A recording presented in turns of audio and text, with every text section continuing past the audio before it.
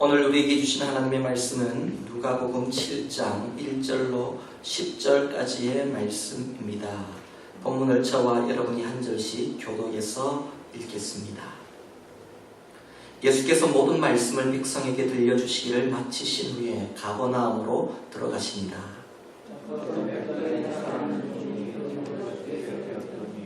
예수의 소문을 듣고 유대인의 장로 몇 사람을 예수께 보내어 오셔서 그 종을 구해 주시기를 청한지라.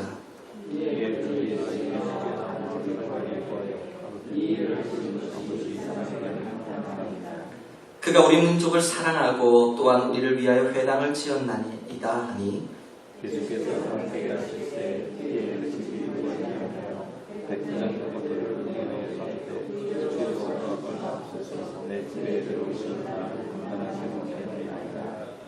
그러므로 내가 주께 나아가기도 감당하지 못할 줄을 알았나이다. 말씀만 하사 내 아이를 낫게 하소서.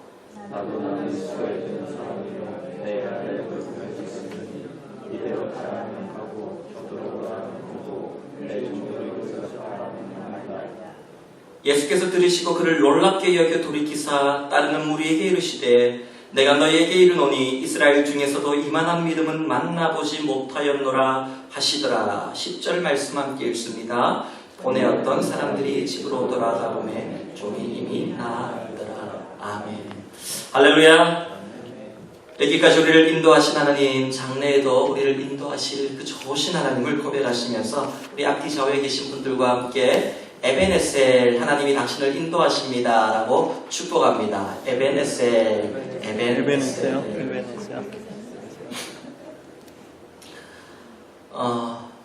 우리가 신앙생활을 하면서 많이 듣는 단어 중에 하나가 믿음입니다. 그리스도인에게 믿음을 빼버리고 나면은 남는 것이 없어요. 그래서 그리스도인이냐 아니냐를 표현할 때 우리가 믿는 사람이다, 안 믿는 사람이다, 신자다, 불신자다 그렇게 표현을 하죠. 그래서 믿음이 그리스도인이라는 나의 정체성을 만들고요. 또한 그 믿음이 지금 나의 영적인 상태를 정확하게 보여줍니다. 예수님께서는 만나는 사람들마다 이 믿음에 대해 질문하셨고 도전하셨습니다. 예수님께 병고침을 받기 위해 나온 사람들, 그들에게 예수님은요, 내 믿음대로 될지어다 라고 선포하십니다. 그때 병자들은 그들의 믿음대로 병고침을 받았습니다. 하지만 여기서 끝나는 것이 아니라 그 말씀을 기억하고 자신의 믿음에 대해서 생각해 보게 되는 거예요. 이게 예수님께서 그렇게 말씀하신 의도입니다. 나의 믿음이 얼마나 강력한 무기가 되는지를 깨닫게 하시는 겁니다. 이만큼 주님은요, 믿음에 대해서 여러 사람들에게 도전을 주셨습니다. 그런데 중요한 것은 우리가 믿음을 가질 때 어떤 믿음을 가져야 하는가라는 문제입니다. 어떤 믿음이 하나님의 마음에 합하고 또한 주님을 기쁘시게 하는 믿음인가 하는 문제를 우리는 기억해야 됩니다. 하나님께서는 오늘 본문을 통해 그 답을 우리에게 말씀해 주십니다. 로마 사람인 어떤 백부장이 자신이 데리고 있는 한 종을 살리기 위해서 사람들을 예수님께로 2차례나 보내면서 간청합니다. 이게 오늘 본문의 이야기입니다.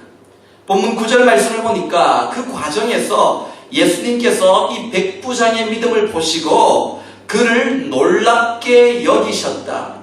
이전 번역 성경을 보면 기이히 여기셨다라고 말씀하십니다. 그리고 백부장의 믿음을 평가하시기를 이스라엘 중에서도 이만한 믿음을 내가 만나보지 못했다라고 최고의 극찬을 하시죠. 한글 성경에는 이만한 믿음, 그러니까 이 믿음이 얼마만큼 큰 믿음인지 좀 가늠이 안 되지 않습니까? 영어 성경을 보니까 이렇게 되어 있어요. Such great faith 되어 있습니다. 굉장히 큰, 이만큼 굉장히 큰 믿음이다. 위대한 믿음이다 라고 말씀하셨습니다. 히브리서 기자는요, 믿음이 없이는 하나님을 기쁘시게 할 수 없다 라고 분명히 이야기합니다. 주님의 가장 큰 기쁨은 믿음의 사람을 만나는 거예요. 백부장이 큰 믿음을 보신 그 순간 주님은요, 정말 그 기쁨을 이기지도 못하시고 감추지도 못하셨을 것 같습니다. 여러분, 우리 모두도 주님을 놀라게 만들고 또한 주님을 기쁘시게 만드는 이만한 믿음을 가질 수 있기를 축원합니다. 백부장의 믿음을 자세히 보면요, 그의 믿음 안에는 주님이 기뻐하시는 세 가지 마음이 담겨져 있습니다. 이만한 믿음, 그냥 막연히 큰 믿음이 아니라 그의 믿음에 담겨있는 이 세 가지 마음이 주님을 기쁘시게 했고 주님을 놀라게 했고 또한 주님으로 하여금 그가 칭찬을 얻도록 했다라는 겁니다. 이 세 가지 마음을 우리가 자세히 살펴보고 본문을 통해서 이 마음도 우리의 마음으로 품게 되면요, 주님의 놀랍고 또 기뻐하시는 그 은혜가, 이 믿음이 우리 안에 있을 줄 믿습니다.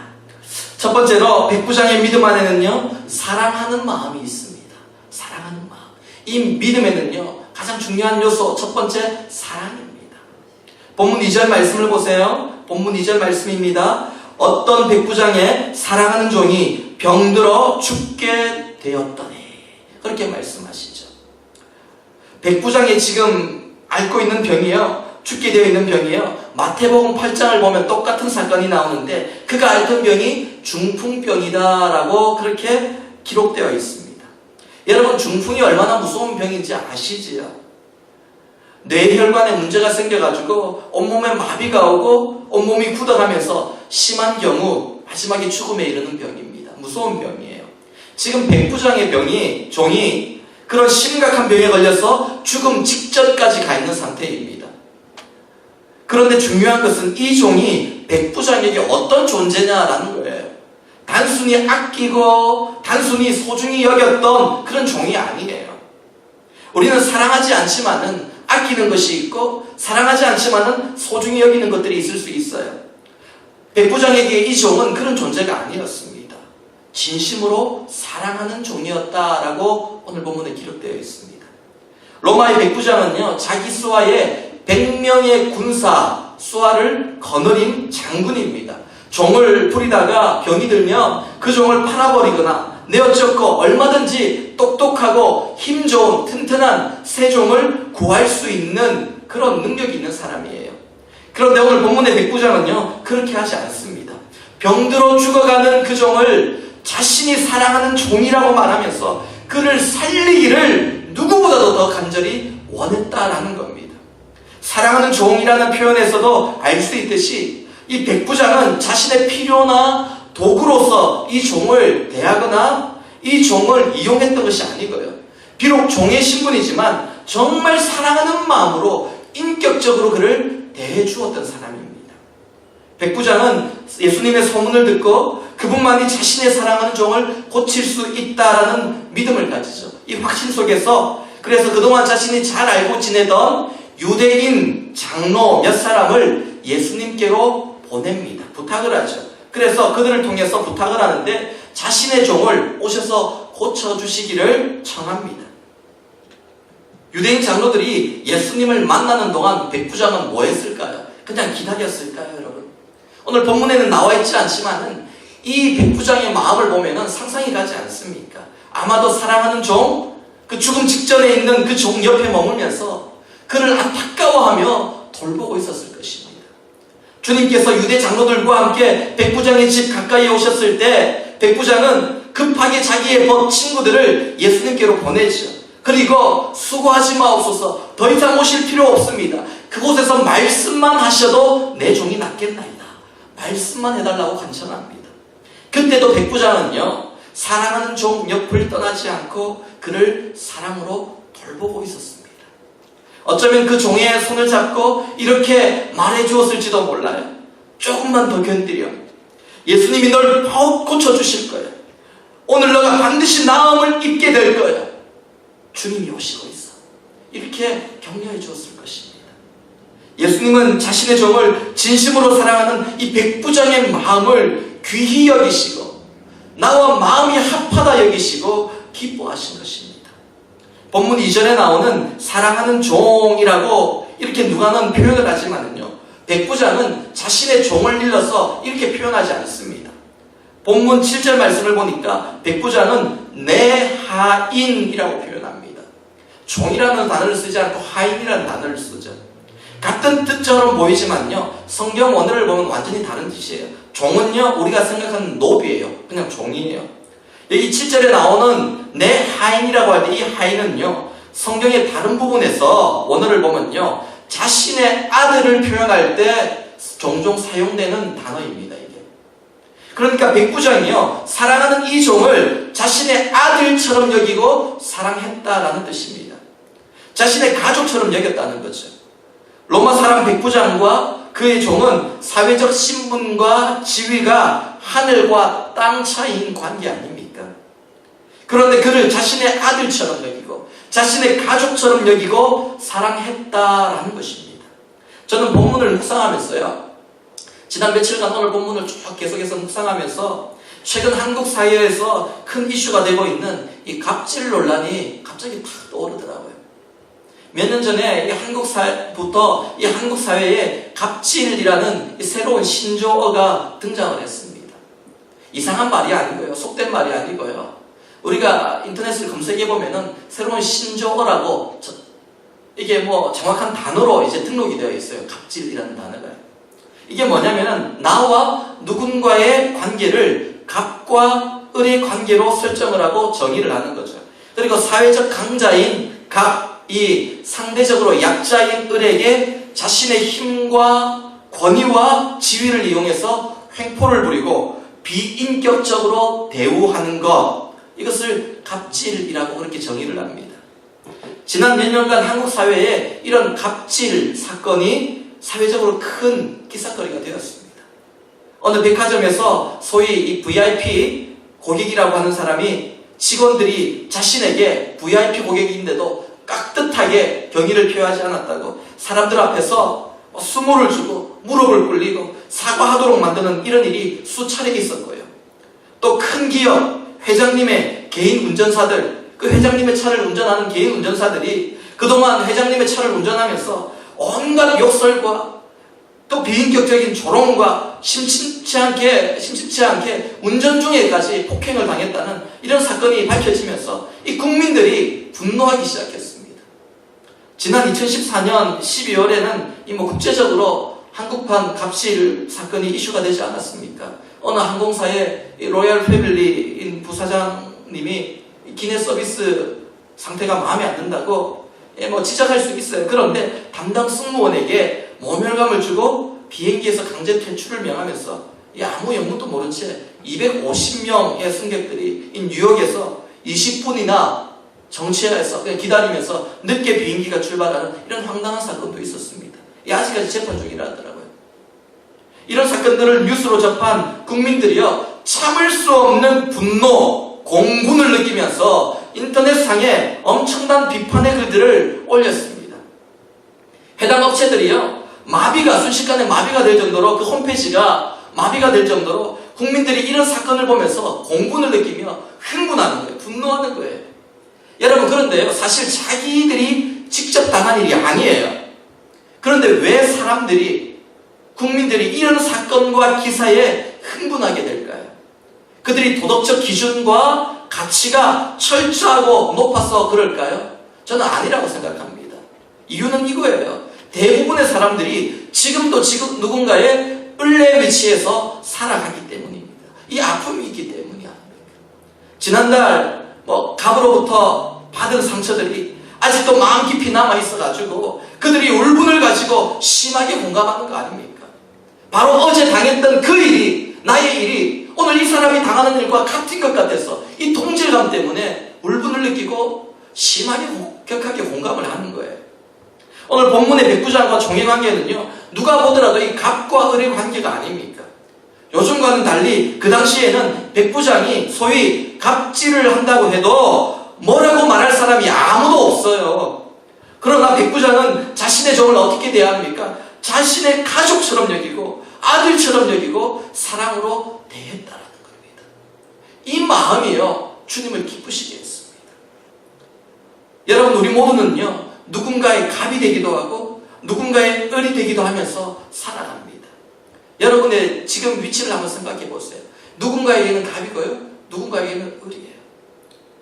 오늘 본문 8절을 보면은 이 백부장도 자신의 위치를 어떻게 정의합니까? 나도 나의 수하에 든 사람이요.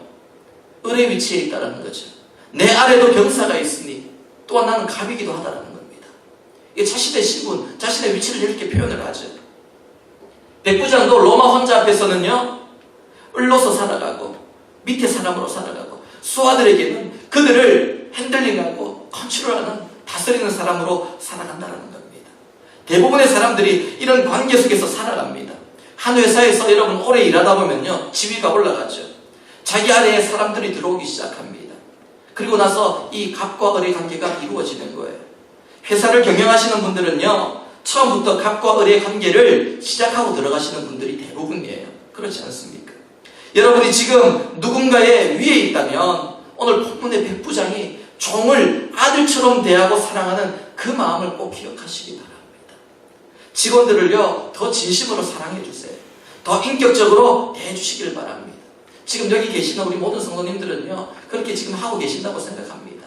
그런데요, 오늘 본문의 백부장처럼 더 나아가서 내 가족처럼 여기고 내 아들처럼 여기면서 그들을 품어주고 사랑하는 이 마음, 이것이 바로 주님을 놀랍게 여기도록 만드는 그 믿음이다라는 것입니다. 나보다 상대적인 약자들의 사람을 여러분 외면하지 마시고 연약한 자들을 주님의 마음으로 사랑으로 품어주는 일이 우리 안에 있기를 바랍니다. 그들의 아픔을 내 아들의 아픔처럼 느껴야 됩니다. 내 가족의 아픔처럼 중요하게 느끼고 그들을 살리기 위해 발벗고 나서서 뛰어가야 됩니다. 여러분, 교회도 마찬가지입니다. 우리 교회는 그렇지 않지만요, 오래된 교회일수록 이런 갑과 을의 관계가 교회 안에 나도 모르게 만들어져 있어요. 왜 먼저 온 자들이 기득권을 만들어가지고 행사하려고 합니까? 자신을 갑이라고 생각해서가 아닙니까? 내가 먼저 왔고 내가 더 많은 시간, 더 많은 물질로 교회를 위해 헌신했으니까 당연히 내가 너희보다 더 높은 위치에서 너희를 이끌어야 된다는 이 착각이 빠져있는 거예요. 제가 그런 위험에 가장 많이 노출되어 있는 사람입니다. 그런데 주님은요, 그런 자를 기뻐하시지 않는다는 거예요. 예수님의 눈에는 백부장이나 그의 하인이나 동일하게 모든 천하보다 귀한 한 영혼일 뿐이라는 것입니다. 그 영혼을 귀히 여기고 그 한 영혼을 사랑하는 백부장의 마음이 주님의 마음을 닮은 거예요, 지금. 그래서 주님이요, 너무 기뻐하시고 놀라워하신 것입니다. 백부장은요, 자신의 종만 사랑한 게 아닙니다. 오늘 본문 5절 말씀입니다. 유대 장로들이요, 오늘 본문 5절 말씀을 보세요. 유대 장로들이 예수님께 찾아가서 백부장에 대해서 어떻게 설명을 합니까? 그가 우리 민족을 사랑하고 또한 우리를 위하여 회당을 지었나이다 하니, 백부장은 자신의 종뿐만 아니라 유대인들까지도 사랑했습니다. 유대인들에게도 여전히 백부장은 그들에게 하늘보다 높은 존재였습니다. 갑의 위치에 있는 사람이죠. 그러나 백부장은요, 유대인들을 진심으로 사랑하고 그를 위해 사비로, 자신의 사비로, 개인 돈으로 회당을 지어주기까지 합니다. 여러분, 주님이 기뻐하시는 믿음은요, 연약한 자를 사랑하며 돌보는 믿음입니다. 차별이 없는 사랑입니다. 또한 죽어가는 그 종을 바라보면서 마음 아파하며 연약한 자를 위해 건강한 자신이 무언가를 해야 된다라는 책임감을 느끼고 그 사랑을 고백하는, 표현하는 이 믿음. 여러분, 우리 안에요, 이런 믿음이 있어야 됩니다. 연약한 자들을 바라보고 힘든 자들을 바라볼 때 죽든지 말든지, 아프든지 말든지, 마음이 상하든지 말든지, 교회 나오든지 말든지, 신앙을 가지든지 말든지 너 알아서 해 라고 내팽개쳐버리면요, 주님이요, 기뻐하시지 않습니다. 주님이 기뻐하는 마음은요, 연약한 자를 끝까지 붙드는 믿음입니다. 몸이 아프고 마음이 아픈 자들을 끝까지 돌보는 믿음이에요. 우리 교회가 가져야 될 믿음이 바로 이것입니다. 우리 교회를 통해 고백되어져야 되는 믿음이 바로 이거예요. 연약한 자를 돌보고 사랑하는, 내 가족처럼 붙는 이 마음입니다. 이 사랑의 믿음이 우리 안에 더 충만하게 되기를 축원합니다. 두 번째로 백부장의 믿음 안에서 우리가 발견하는 것은요, 주님을 향한 겸손입니다. 본문 9절 말씀입니다. 우리 9절 말씀 함께 읽습니다. 본문 9절 말씀 함께 읽습니다. 시작. 예수께서 들으시고 그를 놀랍게 여겨 돌이키사 다른 무리에게 이르시되 내가 너에게 이르노니 이스라엘 중에서도 이만한 믿음은 만나보지 못하였노라 하시더라. 아멘. 예수님께서 이스라엘의 믿음과 백부장의 믿음을 비교하십니다. 이스라엘 전체와 백부장의 믿음을 비교하세요. 그랬더니 그 결과는 무엇입니까? 이스라엘 모두에게서 이 백부장만한 믿음을 발견하지 못했다라고 백부장의 손을 들어주시면서 그의 믿음을 극찬하십니다. 지금 백부장의 믿음과 비교당하고 있는 이 이스라엘은요, 이스라엘 전체가 얘기하는 것도 되지만은요, 좀 더 적게 좁혀보면요, 오늘 본문 3절에 나오는 유대 장로들이 여기에 포함됩니다. 이 백부장의 믿음과 비교 대상이에요. 유대 장로들이. 백부장이 유대 장로 몇 사람에게 부탁해서 그들이 예수님을 찾아가지 않습니까? 유대 장로는 그 당시 유대 사회의 지도자급이에요. 지도자들이에요. 그 당시 유대 지도자들이 얼마나 예수님을 비방하고 공격했는지 여러분 아시죠? 그런데 그들이 로마 백부장의 부탁으로 예수님께 얼굴 표정을 바꾸어서 도움을 요청하러 나온 겁니다. 지금 그들이 예수님을 비방했지만 예수님의 능력은 믿고 있다라는 반증입니다. 그래서 단지 그들은요, 필요에 의해서 일시적으로 주님을 찾아 나왔습니다. 그들은 주님을 만나러 나온 게 아니라 주님이 가지고 있는 능력이 필요했습니다. 예수님께서 그 유대 장로들 때문에 백부장의 집으로 내려가신 게 아니에요. 우리 주님은요, 절대로 그들의 마음에 속지 않으십니다. 어떤 포커페이스를 하고 어렵게 온화한 미소를 짓더라도요, 예수님은 속지 않으세요. 우리의 마음을 감찰하시는 분이에요. 주님은요, 백부장의 믿음을 보시고 그의 집으로 발걸음을 옮기신 거예요. 오늘 본문 4절을 보니까요, 이에 그들이 예수께 나와 간절히 구하여 이르되, 유대 장로들이 예수님께 나와 간절히 구하며 이르렀다, 이렇게 말씀했다, 부탁했다라고 되어 있습니다. 그런데요, 사실 그들의 마음은 그렇지 않아요. 그 다음 말씀을 보면 알 수 있습니다. 이 일을 하시는 것이 이 사람에게는 합당하나이다. 드디어 이 유대 장로들이요, 자기 본색을 드러냅니다. 필요한 거 빨리 달라는 거예요, 지금. 그들의 간구를 들어주실지 아닌지는 예수님이 판단하실 일이잖아요. 그런데 이미 자기들이 들어주는 것이 합당하다라고 결론을 내리고 예수님 능력을 주십시오라고 나온 거예요, 지금. 예수님은 유대 장로들이 시키는 대로만 하시면 된다는 거죠. 백부장의 간청을 들어주는 것이 합당한 이유가 무엇이라고 얘기를 합니까? 본문 5절 말씀이죠. 그가 우리 민족을 사랑하고 또 우리를 위하여 회당을 지었나이다. 주님, give and take. 이거예요, 지금. 주님, 그가 우리 민족을 사랑했고 회당도 지었으니까 당연히 그의 집에 가서 그의 종을 고쳐주는 것이 합당합니다. 공짜가 어디 있습니까? 이거잖아요, 지금. 백부장은요, 유대 장로들을 예수님께 보내면서 그동안 자신이 했던 공로를 내세우라고 말한 적이 없어요. 유대 장로들이 지금 그러고 있는 거예요.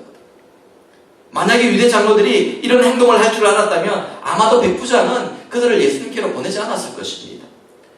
여러분, 어떤 분들은요, 교회를 위해 헌금 많이 하고 봉사 많이 하고 무언가에 많이 쏟아부으면 거기에 부합하는 대가를 기대하게 됩니다. 이게 유혹이에요, 여러분. 누구나 이런 마음이 있어요. 내가 교회로부터 특별한 보상을 받기 원하고 특별한 대우를 받기 원합니다. 내가 이만큼 쏟아부었는데 내 열정, 내 시간, 내 재능, 내 물질, 내가 많은 것들을 쏟아부었는데 합당한 대가가 있어야지 라고 얘기를 합니다. 그리고 나서 이만큼 내가 권리를 행사해야 된다라고 주장하는 분들도 있습니다. 하지만 백부장은요, 자신이 한 일을 주님 앞에서 절대로 자랑하거나 내세우지 않습니다. 이게 겸손의 모습 아닙니까? 이것이 백부장의 믿음과 비교되는 유대 장로들의 믿음이에요. 반대로 백부장의 믿음은 어떻습니까? 예수님 앞에서 처음부터 끝까지 자기 자신을 철저히 낮추는 겸손의 모습입니다. 예수님께서 유대 장로들과 함께 백부장의 집으로 내려가시죠. 이제 백부장의 집에 가까이 다다랐을 때에 백부장이 급하게 자신의 벗들을 예수님께로 보냅니다. 그리고 자신의 말을 예수님께 전달하도록 하죠. 본문 6절 뒷부분과 7절 앞부분입니다. 보십시오. 본문 6절 뒷부분과 또 7절 앞부분 이렇게 이야기합니다. 주여, 수고하시지 마옵소서. 내 집에 들어오심을 나는 감당하지 못하겠나이다. 그러므로 내가 주께 나가기도 감당하지 못할 줄을 알았나이다. 유대 장로들은요, 예수님께서 백부장을 만나는 것이 합당합니다 라고 얘기했지만 반대로 백부장은 어떻게 고백합니까? 나는 주님 만나기에 한없이 자격이 없는 사람입니다. 그러면서 예수님을 주님이라고, 주라고, 나의 구세주라고 고백하면서 당신이 나의 참 주인이십니다. 신앙 고백 앞에 또 엎드리기 시작하는 거예요. 이 겸손의 모습이 주님을 감동시켰습니다. 놀랍도록 만들었다라고 말씀하십니다. 그 모습이 바로 오늘 영어 본문에 나오는 such great faith 이겁니다. 하나님이 인정하신 이만한 위대한 믿음이에요. 여러분, 예수님께서 오늘 우리에게 원하시는 믿음의 고백이 다른 게 아니라 바로 이 백부장의 고백이에요. 여러분, 주여, 저는 주님을 모실 만한 자격이 없습니다. 저는 죄인입니다. 그래서 주님께 나올 자격도 없음을 누구보다도 더 잘 알고 있습니다. 그러나 주님, 내 영혼이 주님의 말씀을 사모합니다. 주님, 내게 말씀만 하여 주옵소서. 말씀만 하여 주옵소서. 이 마음. 나는 자격이 없다고 도망가는 게 아니에요. 자격 없음에 고백하고 엎드리고 주님께 겸손을 표했지만 그럼에도 불구하고 주님 은혜를 주옵소서. 주님 말씀을 주옵소서. 그것이 나의 소망이나이다. 고백하는 것. 이것이 바로 백부장의 믿음이었습니다. 여러분, 주님 앞에 나의 죄인됨을 고백하고 나의 자격 없음을 고백하는 이 겸손함이 있어야 되는 것입니다. 자격 없음에도 불구하고 나의 나된 것은 오로지 주님의 은혜라고 고백했던 사도 바울의 고백을 기억하십시오. 이 믿음의 고백을 드리는 저와 여러분이 될 수 있기를 축원합니다. 여러분, 전에도 말씀드렸지만 은혜는 무엇입니까? 자격 없는 나에게 주시는 하나님의 선물입니다. 은혜를 경험하려면 무엇을 먼저 고백해야 된다고요? 나의 자격 없음을 고백해야 되는 거예요. 내가 기도한 대가를 받는 게 아니에요. 내가 열심히 섬긴 대가를 받는 게 아니에요. 그럼에도 불구하고 나는 주님 앞에 여전히 자격이 없습니다. 나는 죄인입니다. 그러나 주님 은혜로 나를 채워주옵소서. 이것이 주님이 기뻐하시는 믿음입니다. 그래서 우리는 날마다 우리의 죄인됨을 고백해야 되고요, 우리의 자격 없음을 고백하며 주님의 은혜의 보좌 앞으로 담대히 나가야 되는 겁니다. 무엇을 의지하며 나갑니까? 오직 십자가의 은혜. 내가 주님 때문에, 예수님 때문에 은혜의 보좌 앞으로 나갑니다. 이 고백이 드려져야 되는 것입니다. 오직 은혜로 여기까지 왔고 은혜로 이 자리에 여러분 앉아있는 것입니다. 그 은혜를 기억하면서 주님 앞에 더 엎드릴 때에 주님은 우리의 삶을 끝까지 책임져 주심을 믿으시기 바랍니다. 마지막 세 번째로 백부장의 믿음 안에서 발견하는 것은요, 말씀의 능력을 온전히 믿는 믿음이에요. 본문 7절 말씀입니다. 본문 7절 말씀 우리 함께 읽습니다. 다시 한번 본문 7절 말씀 읽습니다. 시작. 그러므로 내가 주께 나아가기도 감당하지 못할 줄을 알았나이다. 말씀만 하사 내 하인을 낫게 하소서. 여러분, 우리 인생에 많은 문제들, 신앙생활을 하지만 일어나는 많은 문제들은요, 하나님을 믿지 않아서가 아닙니다. 여러분, 하나님 다 믿으시죠? 주님 다 믿으시잖아요. 여러분, 이제 이 단계가 아니에요. 주님 믿고 구원받는 단계에 머물지 마세요. 우리 삶이 능력이 없고 파워풀하지 못한 것은요, 내가 하나님을 믿지 않아서가 아니에요.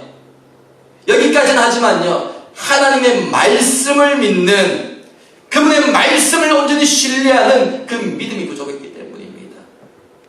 여러분, 같은 말 같은데 이게 다른 말이냐고요? 여러분요, 제가 좀 더 구체적으로 한번 설명해 볼까요? 여러분, 주님을 믿는다고 하지만, 주님을 믿지만 주님의 말씀을 신뢰하지 않는 이런 아이러니한 이런 신앙생활을 하시는 분들이 너무너무 많은 거예요. 여러분, 베드로를 한번 보십시오. 무리를 걷었던 베드로. 캄캄한 밤, 거센 풍랑, 배가 뒤집힐 것 같아요. 그때 제자들을 향해 걸어오시는 하얀 누군가가 있죠. 누구십니까? 예수님입니다. 베드로가 예수님을 바라보고 나서 가슴이 뛰었습니다. 주님인 줄 알았어요. 지금 물리를 걷고 계신 분이 예수님인 것을 믿었을까요? 안 믿었을까요? 믿었어요. 의심하지 않았습니다. 그분은 분명히 베드로에게 예수님입니다. 사랑하는 예수님입니다. 베드로는 주님의 말씀에 순종해서 바다 물 위를 걷기 시작합니다. 의심치 않죠. 그런데 베드로가 의심하고 바다에 빠지게 된 것이 무엇입니까? 주님을 의심해서입니까? 주님의 말씀을 의심해서입니까? 말씀을 의심했어요. 그는 걸어가면서도요, 빠지면서도요, 그분이 예수님이라는 데서는 의심하지 않았어요. 주님의 말씀을 의심한 겁니다. 우리 인생이 살다가 이렇게 어려움을 당하고 주님의 능력을 온전히 경험하지 못하는 이유가 무엇입니까?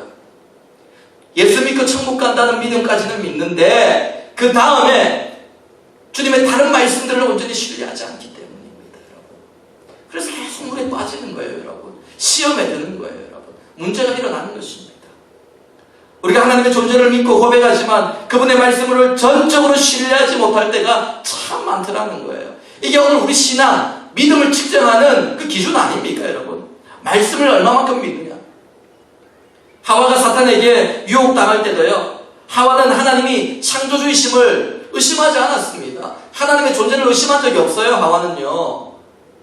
그분으로 인해서 자신이 창조됨을 의심한 적이 없어요. 그가 의심했던 것은 단순히 하나님의 말씀입니다. 너희가 먹는 날에 정녕 죽으리라는 그 한 말씀이에요, 여러분. 그랬더니 그 인생이 무너지기 시작하지 않았습니까? 나는 하나님을 믿으니까 돼. 이 정도면 됐어. 여러분, 천만에요. 아닙니다, 여러분. 어린 아이의 신앙입니다. 더 나가셔야 돼요, 여러분. 하나님을 살아계심을 믿는 그 믿음에 머물지 말고 하나님의 말씀의 권능을 믿는 단계까지 나가야 됩니다. 이것이 능력 있는 그리스도인의 모습이고 삶이라는 것입니다. 여러분, 오늘 하나님에 대해서 의심하는 사람 여기 있습니까? 없지 않지 않습니까? 그런데 그 말씀에 대해서 여러분 온전히 신뢰하십니까? 말씀대로 행하면 말씀의 능력이 나타난다고 믿으십니까, 여러분? 아니라면 그게 문제예요, 여러분. 너무 중요한 문제입니다. 오늘 본문의 백부장을 예수님께서 위대한 믿음이라 말씀하시면서 칭찬하신 이유가 무엇입니까? 그가 예수님의 말씀의 권능을 믿었다는 거예요. 주여 말씀만 하사. 주님의 말씀이면은 치유가 일어납니다. 역사가 일어납니다. 이 고백을 드렸기 때문입니다. 주님, 여러분, 예수님의 말씀은요, 권능이에요. 권능은 권세 있는 능력이라는 뜻입니다. 예수님의 말씀에는 권세가 있어요. 예수님의 말씀에는 능력이 반드시 있습니다. 그래서 주님의 말씀은 권능이 되는 것입니다. 백부장이 예수님의 말씀을 사모하고 전적으로 신뢰했더니 어떤 일이 일어납니까? 우리 본문 10절 말씀 보십시오. 본문 10절 말씀 함께 읽습니다. 10절입니다. 시작. 보내었던 사람들이 집으로 돌아가 보면 종이 이미 나아 있었더라. 백부장이 보낸 사람들이 집으로 돌아와서 보니까 이미 종이 나아 있었다는 겁니다. 서서히 나은 거 아니죠. 순식간에 나은 거예요. 말씀이 선포되는 순간 그 말씀의 권능이 사랑하는 종에게 임했습니다. 그리고 치유가 일어났습니다. 그렇다면 여러분 한번 생각해 보십시오. 사랑하는 종을 처음부터 끝까지 돌보고 옆에 있던 백부장은 그 치유의 순간, 기적 같은 순간을 보았을까요? 안 보았을까요? 보았겠죠, 여러분. 말씀을 믿고 나서 말씀의 능력을 경험하고 간증거리가 생긴 거예요, 지금. 백부장이 사랑하는 종도 치유를 받았지만요, 백부장도 간증거리가 생겼어요. 말씀대로 믿었더니 말씀의 능력이 나타나더라 라고 간증거리가 생긴 거예요. 얼마나 복된 인생입니까, 여러분, 이게. 여러분의 인생에 이런 간증이 얼마나 많이 있습니까? 내가 말씀을 믿었더니 말씀의 능력이 나타나더라. 복음 전도하며 만나는 사람에게 내 삶은 이런 능력이 임했더라 라고 고백할 것이 얼마나 많이 있습니까, 여러분? 말할 것이 없다면요, 여러분 다시 점검해 보셔야 돼요. 누군가를 만나서 당신이 만난 하나님은 누구입니까? 아, 주님 만나면 편안해져요? 기뻐요? 즐거워요? 이 수준이 아니고요. 말씀을 넣었더니 그 말씀의 능력이 내 삶에 이렇게 권능으로 임하더라. 간증거리가 있냐고요, 여러분요. 이게 그리스도인의 능력 아닙니까, 여러분? 오늘 말씀을 정리합니다. 여러분, 이 백부장의 믿음, 하나님께서 이만한 믿음을 우리에게 요구하십니다. 너무 부담스러우십니까? 너무 큰 믿음인가요? 괜찮습니다. 우리의 삶은요, 성화의 삶입니다. 날마다 주님 조금씩 닮아가는 거예요. 그렇게 변해가는 거예요. 이 목표를 가지고요, 닮아가시길 바랍니다. 연약한 자를 여러분 돌보십시오. 외면하지 마십시오. 너희 중에 지극히 작은 자 한 사람에게 한 것이 곧 나에게 한 것이다. 주님 말씀하셨습니다. 그곳에 주님이 계십니다. 주님의 시선이 머물고 주님의 마음이 머뭅니다. 연약한 자를 일으켜 세우시는 우리 모두가 되기를 바랍니다. 또한 주님 앞에 자격 없음을 고백하고 겸손을 고백하고, 그러므로 주님, 나는 은혜가 필요한 사람입니다. 오늘도 은혜가 필요한 사람입니다. 은혜 아니면 나 서지 못하네 고백하는 우리 모두가 되기를 바랍니다. 또한 말씀을 사모하십시오. 말씀을 듣기를 즐겨하십시오. 말씀을 읽고 묵상하기를 즐겨하십시오. 그리고 그 말씀의 능력을 온전히 믿으십시오. 말씀 배우고 공부하는데 그치지 마세요, 여러분.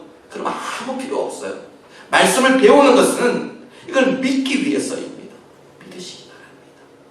그렇게 여러분, 이 주님이 기뻐하시는 믿음을 우리 모두가 소유하고 주님을 영화롭게 만드는 우리 교회와 우리 모두의 삶이 될 수 있기를 축복합니다. 함께 기도하시겠습니다.